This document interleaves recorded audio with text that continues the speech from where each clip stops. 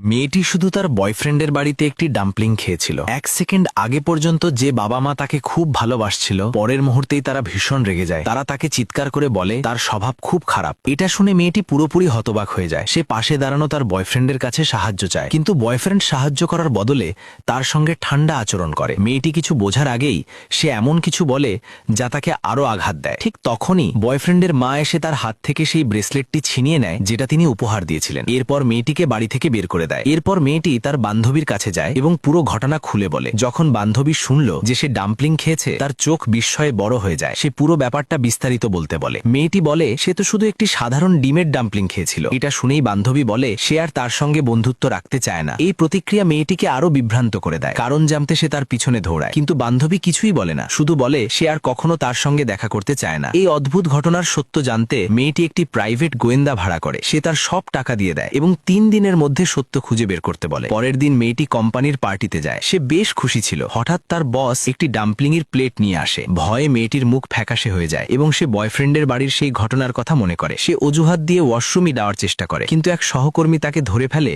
এবং জিজ্ঞেস করে সে কি তাদের বানানো ডাম্পলিং পছন্দ করে না। মেয়েটি বলে সে মাংসের ডাম্পলিং খায় না। তখন আরেক সহকর্মী তার জন্য সেরা ডাম্পলিং নিয়ে আসে। এখন তার আর না বলার কোনো উপায় নেই। সে একটি ডাম্পলিং তুলে মুখের কাছে নিয়ে যায়। চোখ খুলে দেখে সবাই হাসছে, তাই সে আর ভাবনা না করে সেটি খেয়ে ফেলে। কিন্তু গিলে ফেলার সঙ্গে সঙ্গে সবার মুখের অভিব্যক্তি বদলে যায়। সবাই তার উপর চিৎকার করতে শুরু করে, এমনকি বস তাকে চাকরি থেকে বের করে দেওয়ার কথা বলে। মেয়েটি সম্পূর্ণ হতবাক হয়ে যায়। সে বুঝতেই পারে না সে কি ভুল করেছে। এরপর প্রাইভেট গোয়েন্দা তার সাথে দেখা করতে আসে। সে বলে সে সত্য খুঁজে বের করেছে। ছবিগুলো দেখে মেয়েটি অবাক হয়ে যায়। ঠিক তখনই তার কাছে একটি রহস্যময় ফোন কল আসে। এখন প্রশ্ন হলো, মেয়েটি আমার ভিডিওটি ফেসবুক থেকে দেখে থাকলে ফেসবুক পেজটি ফলো করে দিন এবং ইউটিউব থেকে দেখে থাকলে ইউটিউব চ্যানেলটি সাবস্ক্রাইব করে দিন। ধন্যবাদ।